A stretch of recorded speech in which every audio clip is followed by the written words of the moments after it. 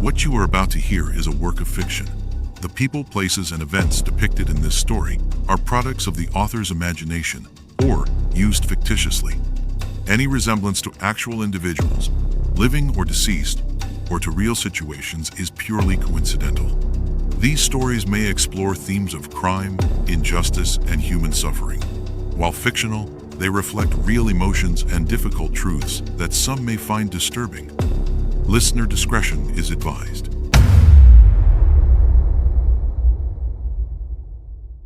You stole from veterans, Jessica.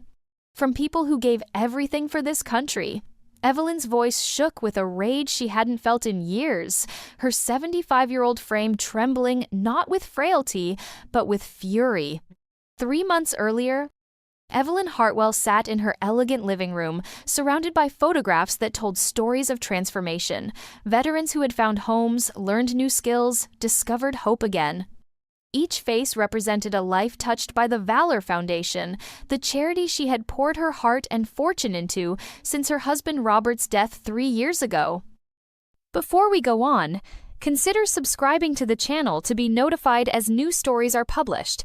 Please let us know in the comments where you're watching from. We'd love to know just how far our stories reach. The morning light filtered through lace curtains as Evelyn carefully arranged the monthly board meeting materials. At 75, she moved with the purposeful grace of someone who had spent 40 years commanding classrooms before inheriting her late husband's considerable wealth. The transition from teacher to philanthropist had felt natural. Both roles involved nurturing potential and creating opportunities for others to succeed. The doorbell chimed, and Evelyn glanced at her watch. Jessica was 20 minutes late again. Her daughter-in-law burst through the door in a flurry of apologies and designer accessories, her perfectly styled blonde hair slightly disheveled. "I'm so sorry, Mom," Jessica breathed, adjusting her expensive handbag. "Traffic was absolutely insane, and then I had this urgent call about the new donation platform." She pulled out her phone, fingers dancing across the screen with nervous energy. Evelyn smiled warmly, accustomed to Jessica's perpetual motion.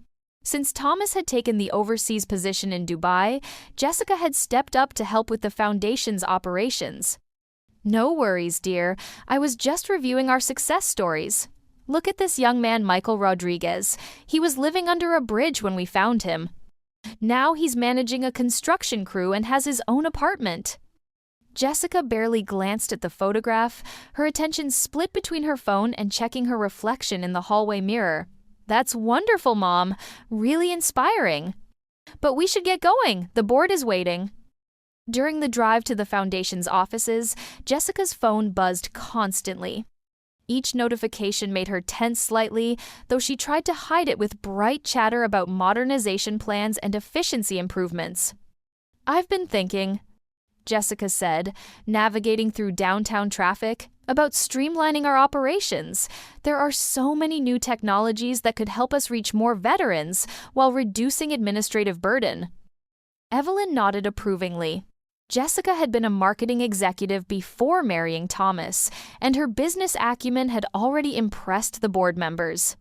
"I trust your judgment completely, dear. You understand these digital systems so much better than I do." The board meeting took place in the Foundation's conference room, where 12 dedicated volunteers gathered monthly to oversee their mission of helping homeless and struggling veterans. Jessica's presentation was polished and persuasive, complete with colorful charts and projected savings. "By implementing this new digital donation system," Jessica explained, clicking through slides with practiced ease, "we can process contributions more efficiently and provide better tracking for our donors. I recommend transitioning all financial operations to this platform within the next 30 days.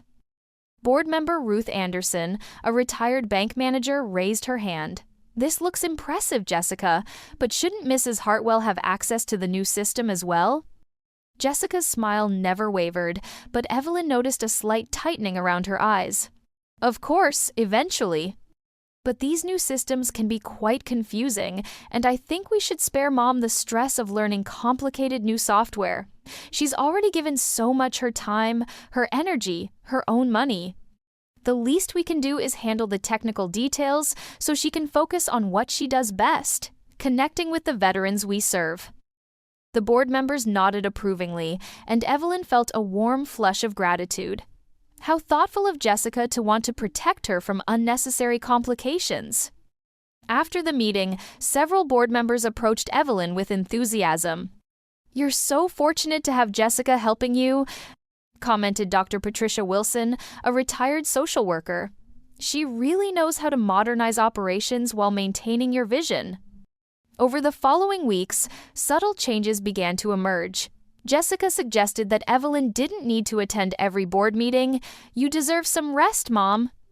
You've been working so hard for 3 years straight." When Evelyn received fewer phone calls from veterans they'd helped, Jessica explained that she was handling direct communications to give you some peace and privacy. The letters of gratitude that had once arrived weekly began to dwindle. When Evelyn mentioned this to Jessica during one of their regular coffee visits, her daughter-in-law had a ready explanation. "I've implemented new privacy policies," Jessica said, stirring her latte with practiced nonchalance. Many veterans prefer to express their gratitude through the official channels now, rather than writing personal letters. It's more professional, and it protects both them and you from any potential boundary issues. Evelyn accepted this reasoning, though she missed the personal connection those letters had provided. She had treasured each handwritten note, each photo of a veteran in their new apartment or at their graduation from a job training program. Her longtime friend Grace Palmer noticed the changes during their usual charity lunch at the Riverside Cafe, or rather, she noticed when Evelyn failed to appear. "I waited for 40 minutes," Grace later told her husband over dinner. "When I called, Jessica answered Evelyn's phone and said the lunch had been canceled due to a family emergency. But Evelyn always calls me directly when plans change." Meanwhile, behind the polished facade Jessica presented to the world, desperation was growing like a cancer. Her gambling addiction had spiraled completely out of control, fueled by online betting platforms that made it terrifyingly easy to lose vast sums with just a few clicks. What had started as casual sports betting had evolved into a compulsive need that consumed her thoughts and her bank account. The debts had mounted to $800,000, owed to people who didn't accept excuses or payment plans. They had made their expectations clear: pay in full within 60 days, or face consequences that would extend far beyond financial ruin. Jessica had created an elaborate web of fake vendor companies, each billing the Valor Foundation for services that existed only on paper. Consulting fees for non-existent advisors, equipment purchases that were never delivered, program costs for initiatives that were never launched. The digital donation system she had promoted so enthusiastically made it easier to divert funds without traditional paper trails. She had altered donation records, redirecting major contributions to offshore accounts she controlled. While real veterans remained on waiting lists for housing assistance and job training, Jessica created fake beneficiary profiles, complete with stock photos and fabricated success stories. 1 month after the board meeting, Evelyn tried to visit the foundation offices unannounced. She had been feeling increasingly disconnected from the day-to-day operations and wanted to surprise the staff with homemade cookies, something she had done regularly before Jessica's involvement. Jessica intercepted her in the parking lot, appearing with suspicious timing from a nearby coffee shop. "Mom, what a surprise," Jessica said, slightly out of breath. "I wish you had called. There's construction happening on the 2nd floor today. It's really too dangerous for you to go up there with all the dust and noise." Evelyn peered at the building, which looked perfectly normal from the outside. "Construction? I didn't know we had approved any renovations." "It's just minor electrical work," Jessica said quickly, guiding Evelyn away from the entrance. "Nothing major, but you know how these older buildings can be. The contractors said it should be finished by next week." That evening, Evelyn tried to access her online banking to review the foundation's accounts, a habit she had maintained since Robert's death to stay connected to their financial obligations. The system displayed an error message: account access temporarily suspended for security updates. When she called the bank, they informed her that someone with authorized access had requested the suspension pending a system upgrade. Jessica, listed as the foundation's financial administrator, had apparently initiated the process. "Don't worry about it, Mom," Jessica assured her during their next phone conversation. "I've been handling all the transfers anyway. It's really more efficient. This way I can process everything in batches rather than having multiple people accessing the accounts." Grace Palmer's concern was growing stronger each day. Her attempts to visit Evelyn were consistently thwarted by Jessica, who always seemed to have a reason why it wasn't a good time. "Evelyn's been feeling a bit under the weather," Jessica would say. Or, "She's resting. The doctor said she needs to avoid stimulation for a few days." Each excuse was plausible on its own, but together they formed a troubling pattern. James Morrison, known to everyone as Jimmy, had built his legal career on instinct and attention to detail. 8 years earlier, he had been a homeless Marine veteran, struggling with PTSD and substance abuse, sleeping in doorways and surviving on whatever kindness strangers offered. Evelyn Hartwell had been that kindness, not just offering him temporary shelter through the Valor Foundation's emergency housing program, but personally advocating for him to receive the mental health treatment and educational support that had saved his life.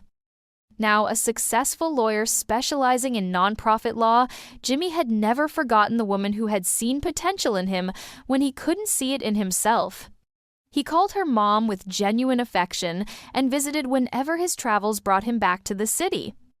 After winning a major case involving veterans' disability benefits, Jimmy decided to make a substantial donation to the Valor Foundation, $50,000, that he wanted to dedicate specifically to the emergency housing program that had saved him. His first stop was the Foundation's offices, where he expected to find the bustling hub of activity he remembered from previous visits. Instead, he discovered a nearly empty building with only 2 staff members: Carlos Mendez, the accountant who looked perpetually nervous, and a part-time receptionist who seemed surprised by his visit. "Is Mrs. Hartwell in today?" Jimmy asked, noting the dust on several desks and the general air of abandonment. Carlos shifted uncomfortably, glancing toward the closed office doors. "Mrs. Hartwell doesn't come in much anymore. Jessica, that's her daughter-in-law, handles most of the operations now." Something in Carlos's tone triggered Jimmy's investigative instincts, honed by years of legal work and military training. The man was afraid, and not just of losing his job. This was the kind of fear that came from knowing something was very wrong, but feeling powerless to address it. "How long has it been since Mrs. Hartwell visited?" Jimmy pressed gently. "Maybe 6 weeks," Carlos admitted. "Jessica says she's been advised by her doctor to reduce stress, so she's stepping back from daily operations." Jimmy knew Evelyn well enough to find this explanation suspicious. The woman who had spent 3 years building the Valor Foundation from nothing, who personally interviewed every veteran they helped, who insisted on reading every thank you letter, this woman wouldn't voluntarily step away from her life's work without a compelling reason. He tried calling Evelyn's home number, but Jessica answered instead. Her voice was cheerful but strained when she recognized his voice. "Jimmy, how wonderful to hear from you. Mom talks about you all the time." "I'd love to speak with her," Jimmy said. "I have some good news about a donation I'd like to make."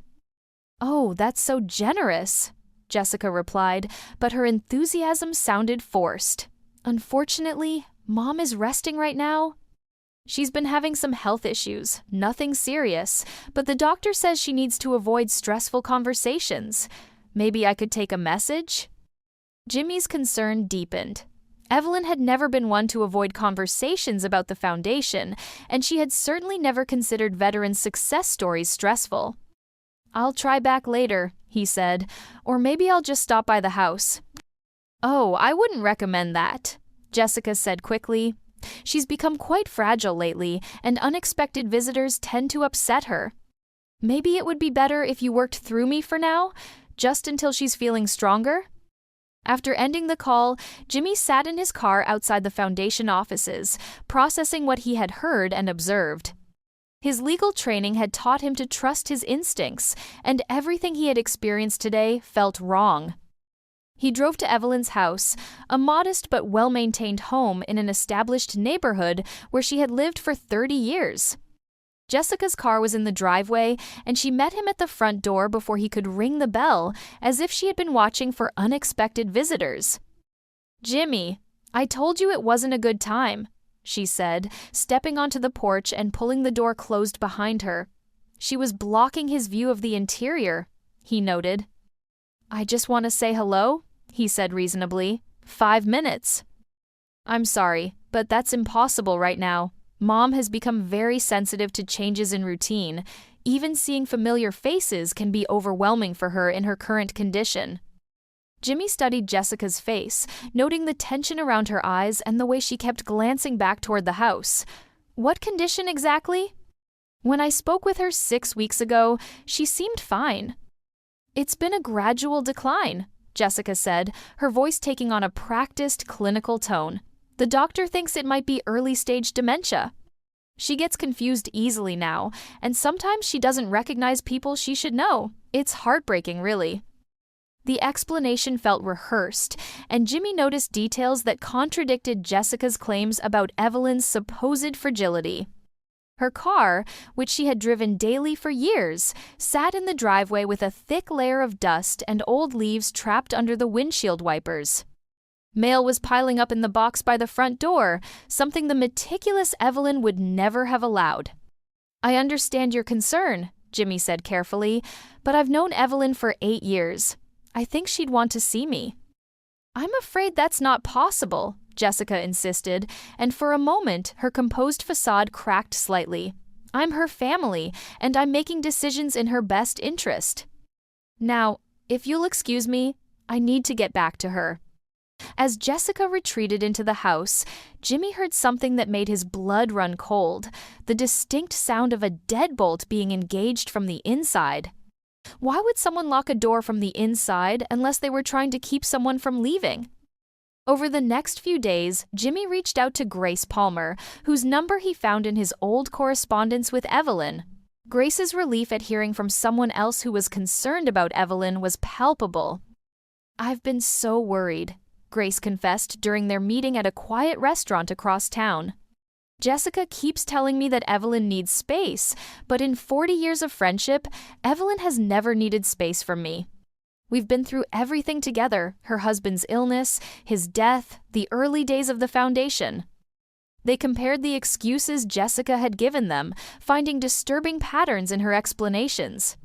Both had been told that Evelyn was too fragile for visitors, but the specific reasons varied from conversation to conversation.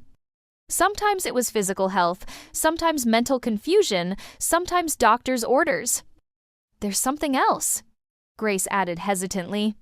"Last week I saw Jessica at the casino downtown. She was at one of those high-stakes poker tables, and she looked desperate. I almost approached her, but something about her expression stopped me." Jimmy's legal mind began connecting dots. A daughter-in-law with apparent access to Evelyn's finances, keeping the elderly woman isolated from friends and family, gambling at high-stakes tables, the pattern was disturbing and familiar from cases he had studied. Meanwhile, Carlos Mendez was struggling with his own conscience. As the foundation's accountant, he had access to financial records that painted an increasingly alarming picture. Donations were being processed through the new digital system Jessica had implemented, but the money wasn't reaching the programs it was intended for. When Carlos had tried to discuss his concerns with Jessica, her response had been swift and threatening. She had researched his background and discovered that he was in the country on a work visa, supporting not only his own family but also his elderly parents and younger siblings in Guatemala. It would be a shame if immigration authorities received an anonymous tip about potential visa violations, Jessica had said, her voice carrying a casual menace that chilled Carlos to the bone. "I'm sure they'd find something worth investigating, even if it meant disrupting your family's entire life while they sorted things out." The threat had been effective in silencing Carlos, but his guilt grew stronger each day as he watched the foundation's accounts being systematically drained while veterans continued to arrive seeking help that was no longer available.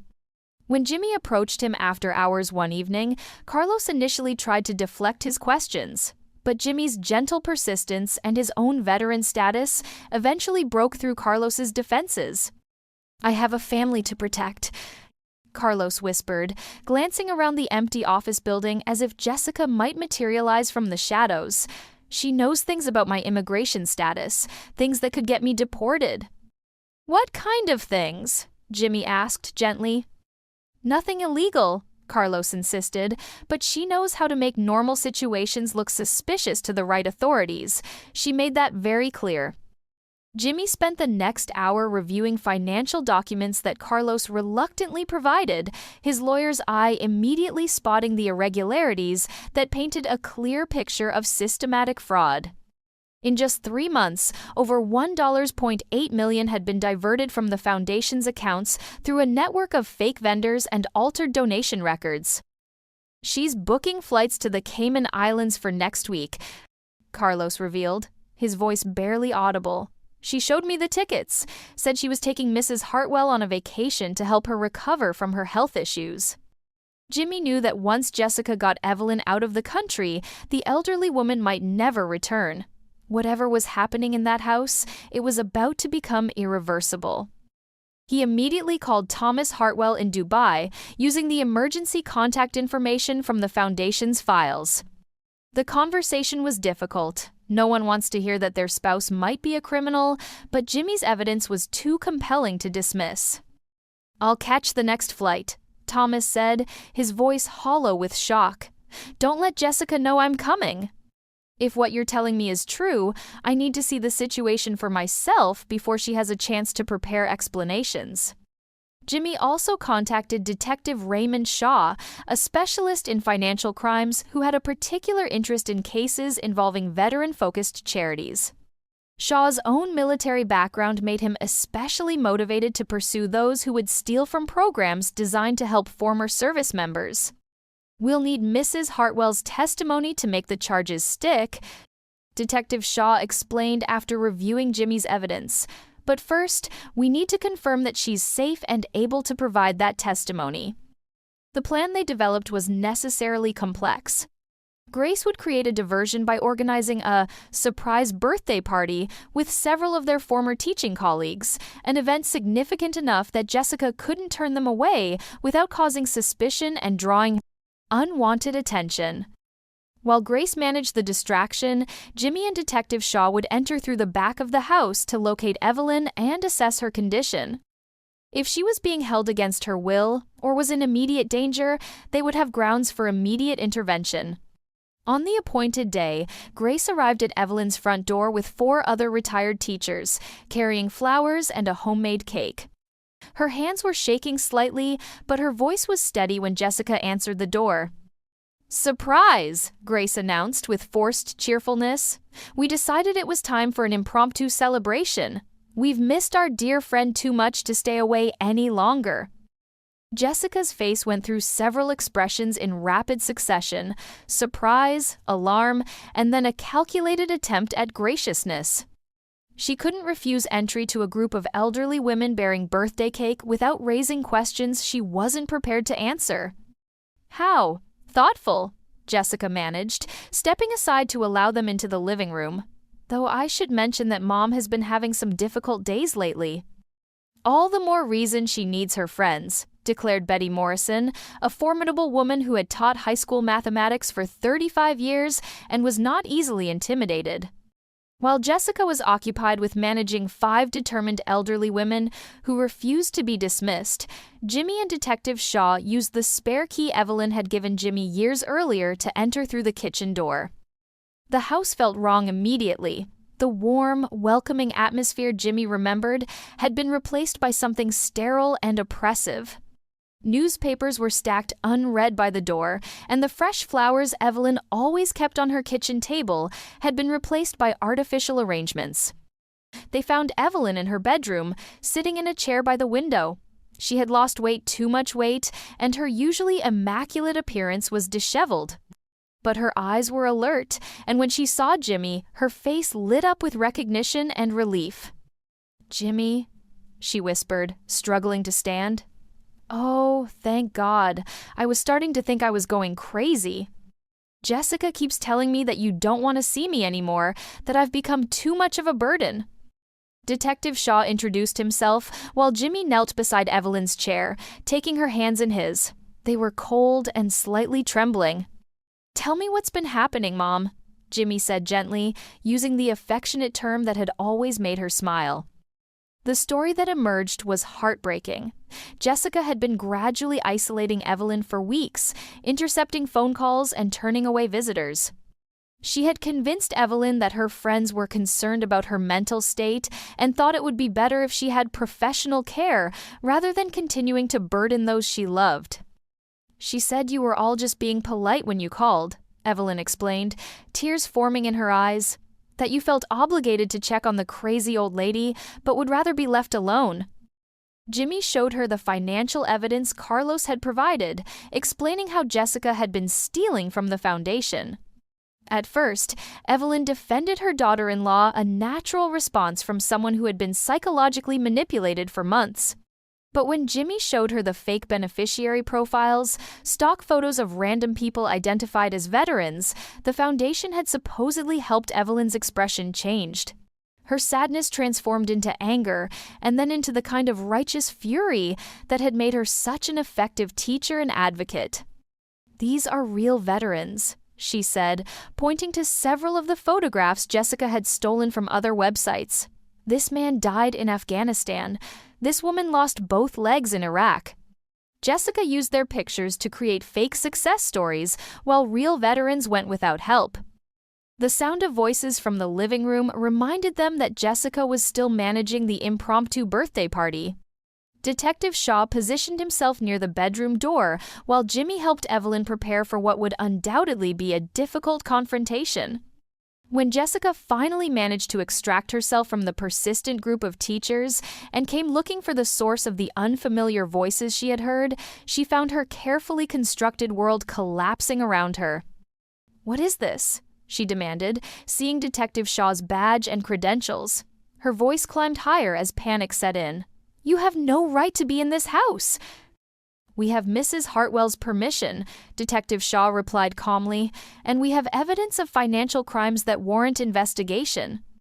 Jessica's strategy shifted immediately to manipulation, the tactic that had served her so well over the past months. She turned to Evelyn with an expression of wounded innocence.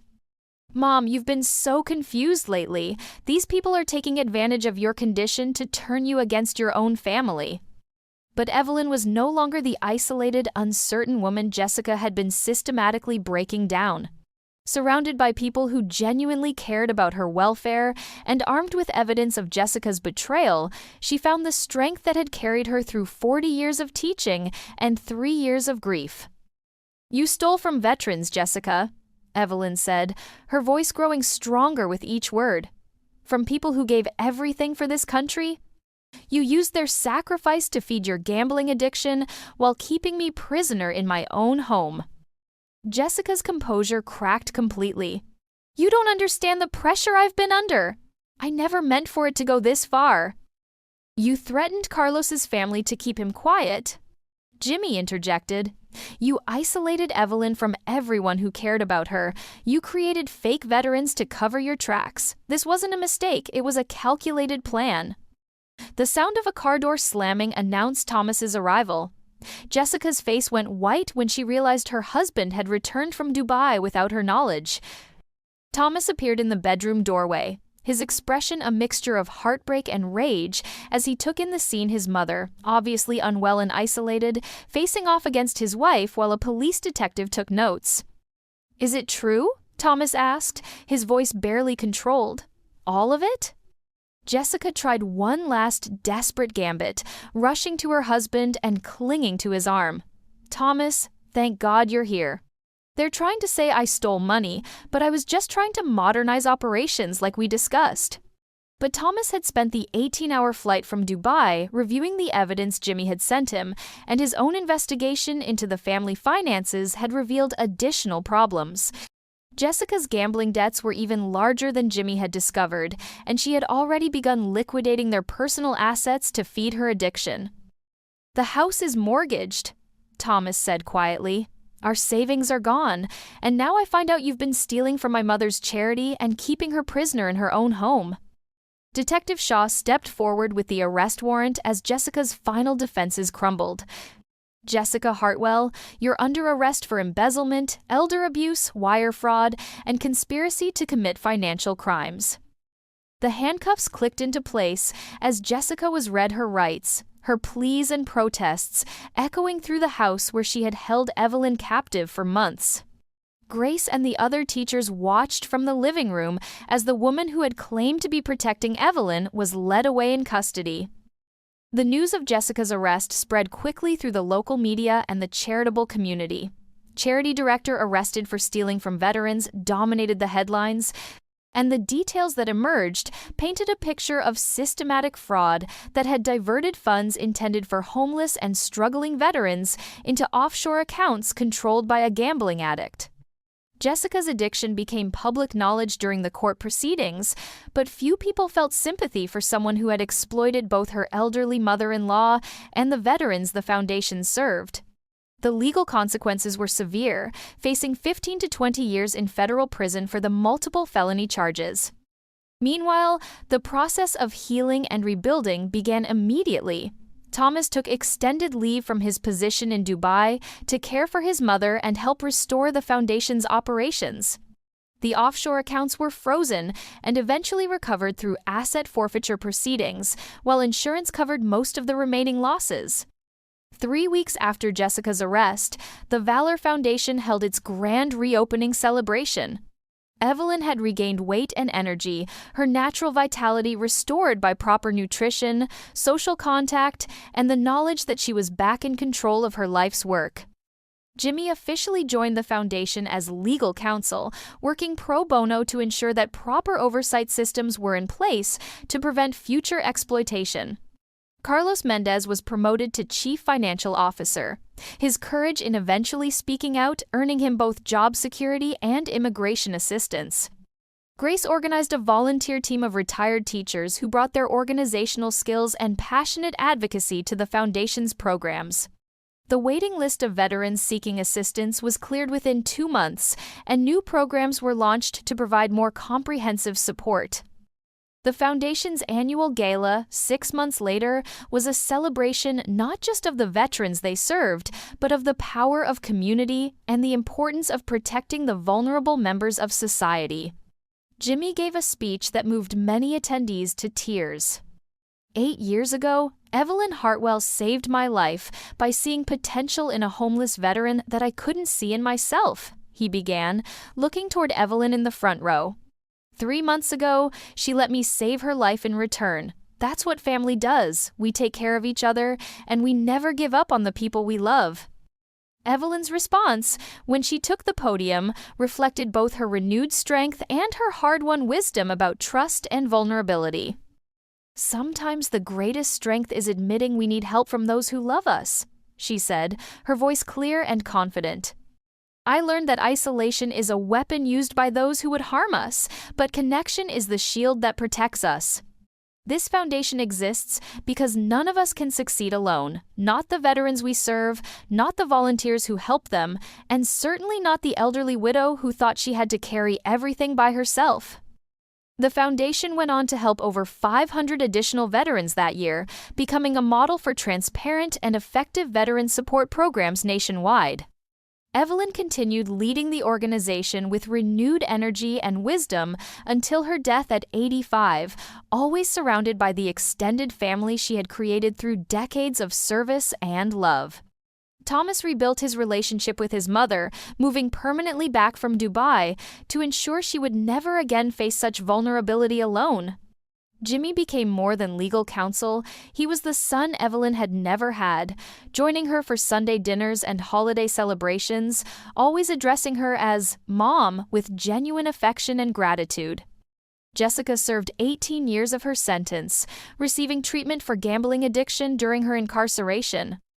Upon her release, she worked with addiction counselors and elder abuse prevention programs, using her experience as a cautionary tale about how addiction can corrupt even the closest family relationships. But the most lasting legacy of the charity case was the awareness it raised about elder abuse and the importance of community oversight in protecting vulnerable populations.